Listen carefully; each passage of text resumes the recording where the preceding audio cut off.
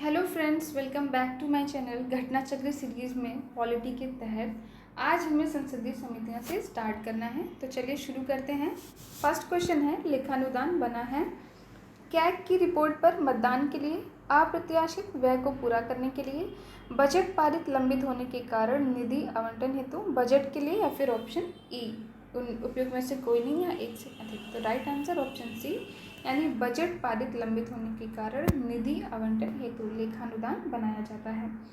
Next, लोक लेखा समिति अपनी रिपोर्ट प्रस्तुत करती है। नियंत्रण एवं महालेखा परीक्षक को, लोकसभा के स्पीकर को, संसदीय मामलों के मंत्री को या भारत के राष्ट्रपति को। तो राइट आंसर ऑप्शन बी, यानी लोकसभा के स्पीकर को।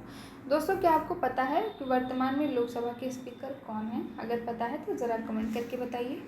नेक्स्ट क्वेश्चन, निम्नलिखित में से कौन सी संसदीय समिति कार्यपालिका को नियम विनियमन बनाने के लिए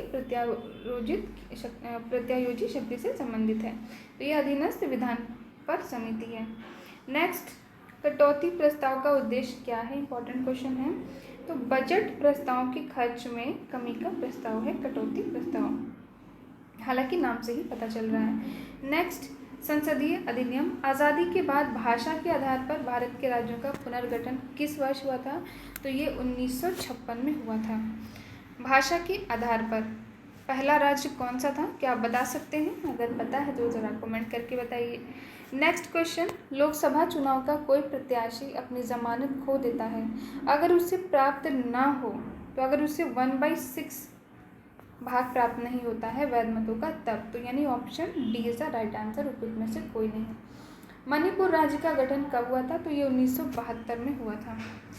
भारत में जिला स्तर पर उपभोक्ता विवाद निवारण के संदर्भ में निम्नलिखित में से कौन सा कथन सही नहीं है? जिला फोरम उन शिकायतों पर विचार करता है जहां वस्तुओं या सेवाओं का मूल्य 50 लाख रुपए से अधिक नहीं होता। राज्य सरकार यदि उचित समझे तो एक जिले में एक से अधिक जिला फोरम की स्थापना कर सकती है। जिला फोरम के सदस्यों में एक महिला होगी। उपयुक्त में से एक से अधिक या उपयुक्त में से कोई नहीं। तो राइट आंसर ऑप्शन ई, उपयुक्त में से कोई नहीं। उपभोक्ता संरक्षण अधिनियम 2019 उपभोक्ता विवादों के समाधान के लिए त्रिस्तरीय अर्ध न्यायिक तंत्र को प्रख्यापित करता है, जिसमें जिला आयोग, राज्य आयोग एवं राष्ट्रीय आयोग शामिल हैं। इस नियम के अनुसार राज्य सरकार एक जिला फोरम का गठन करेगी और यदि उचित समझे तो एक जिले में एक से अधिक जिला फोरम का गठन कर सकती है। इस जिला फोरम में एक अध्यक्ष एवं कम से कम 2 सदस्य होंगे, जिसमें कम से कम एक महिला सदस्य अवश्य, जिसकी दोनों की कम से कम आयु 35 वर्ष होनी चाहिए। जिला आयोगों के क्षेत्र अधिकार में वे शिकायतें आएंगी जहां वस्तुओं या सेवाओं के लिए भुगतान का मूल्य 50 लाख रुपए से ज़्यादा ना हो।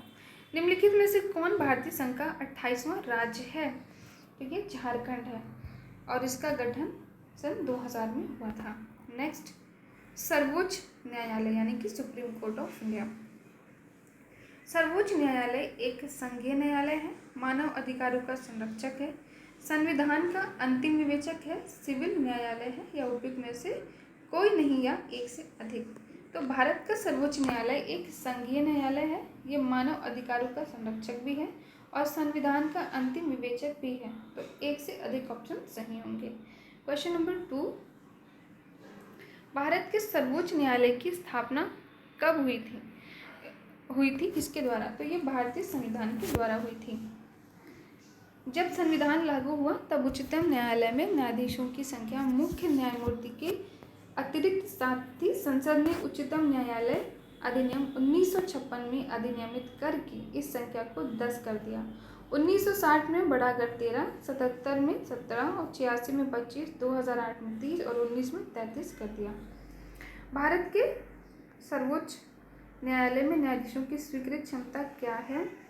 तो इनमें से कोई सही नहीं है। आर्टिकल 124 में उच्चतम न्यायालय के गठन के संबंध में प्रावधान है। उसमें कहा गया है कि उच्चतम न्यायालय में एक मुख्य न्यायाधीश तथा 7 अन्य न्यायाधीश होंगे तथा संसद समय समय पर इसमें परिवर्तन भी करती रही है और वर्तमान में अगर देखा जाए तो उच्चतम न्यायालय में न्यायाधीशों की अधिकतम स्वीकृत संख्या मुख्य न्यायाधीश के अतिरिक्त 33 है। वर्तमान में सर्वोच्च न्यायालय के न्यायाधीशों की संख्या क्या है? तो 33, इनमें से कोई नहीं, 34 यानी कि 33 + 1।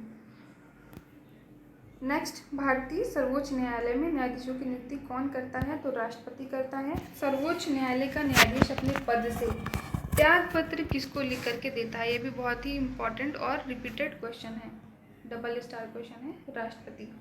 नेक्स्ट, सर्वोच्च न्यायालय के न्यायाधीशों की सेवानिवृत्ति की उम्र क्या है? तो ये 65 वर्ष है। नेक्स्ट, जबकि हाईकोर्ट के लिए 62 वर्ष है। और ये आपका आर्टिकल 124(2) के तहत है, ये भी ध्यान रखिएगा। नेक्स्ट, उच्चतम न्यायालय के न्यायाधीशों की संख्या की वृद्धि करने की शक्ति किसके पास है? संसद के पास है। कोलेजियम सिस्टम के बारे में पूछा गया है। सुप्रीम कोर्ट कोलेजियम एक 5 सदस्यीय निकाय है जिसकी अध्यक्षता भारत के मौजूदा CJI करते हैं और उस समय में इसमें न्यायालय में कार्यरत 4 अन्य वरिष्ठतम न्यायाधीश शामिल होते हैं। तो अभी प्रेजेंट की CJI कौन है? आपके रामकृष्ण गवई, रामकृष्ण गवई, याद रखिएगा। संसद ने विधि द्वारा कोलेजियम प्रणाली का आरंभ किया। उच्चतम न्यायालय और उच्च न्यायालयों के न्यायाधीशों की नियुक्ति कोलेजियम प्रणाली के माध्यम से होती है। कोलेजियम प्रणाली की शुरुआत 1993 में न्यायाधीश PN भगवती के ऐतिहासिक फर्स्ट जज मामले के उपलक्ष्य में की गई थी। तो पहला और तीसरा कथन सही है। नेक्स्ट, निम्नलिखित कथनों में से कौन सा सही नहीं है? सर्वोच्च न्यायालय का गठन 1950 में हुआ था। सर्वोच्च न्यायालय देश की उच्चतम अदालत है जिसमें अपील की जाती है। सर्वोच्च न्यायालय कोर्ट मार्शल को छोड़ अन्य किसी भी उच्च न्यायालय अदालतों की सुनवाई कर सकता है। सर्वोच्च न्यायालय कोर्ट मार्शल के साथ साथ अन्य किसी भी उच्च न्यायालय या अदालत की सुनवाई कर सकता है। तो option C is the right answer. सशस्त्र सेना न्यायाधिकरण अधिनियम 2007 के प्रावधान के अनुसार कोर्ट मार्शल की अपील सर्वोच्च न्यायालय में की जा सकती है। निम्नलिखित में से किसका संबंध भारत के सर्वोच्च न्यायालय से है? तो इनमें कोलेजियम प्रणाली, अपीलीय अधिकार क्षेत्र, मूल अधिकार क्षेत्र, एक से अधिक है, कोई नहीं, तो एक से अधिक सही आंसर है। नेक्स्ट, न्यायिक पुनर्विलोकन का अर्थ यह है कि सर्वोच्च न्यायालय किसी भी राज्य के कानून को अवैध घोषित कर सकता है। नेक्स्ट, क्वेश्चन नंबर 13, भारत में न्यायिक प्रणाली किस पर आधारित है? संविधान, नियमित कानून की उचित प्रक्रिया, परंपरा, कानून द्वारा स्थापित प्रक्रिया, उपयुक्त में से कोई नहीं या एक से अधिक। तो इसका राइट आंसर एक से अधिक। AS आनंद 1990 के दशक के अंत में किस पद पर कार्यरत हैं? तो ये भारत के मुख्य न्यायाधीश थे, जबकि वर्तमान कौन है? भूषण रामकृष्ण गवई। हाल ही में भारत की संसद ने 3 तलाक कानून पारित करके भारत के सर्वोच्च न्यायालय की किस वर्ष के विनिर्णय को समर्थन दिया जिसमें 3 तलाक यानी तलाक के बिद्दत को असंवैधानिक बना दिया था? तो ये वर्ष 2017 की बात है। नेक्स्ट, भारतीय राजनीतिक व्यवस्था में इनमें से कौन सर्वोच्च है? तो इनमें से संविधान सर्वोच्च है। इनमें से किस प्रकरण में सर्वोच्च न्यायालय ने संविधान का मूलभूत ढांचा सिद्धांत प्रतिपादित किया था?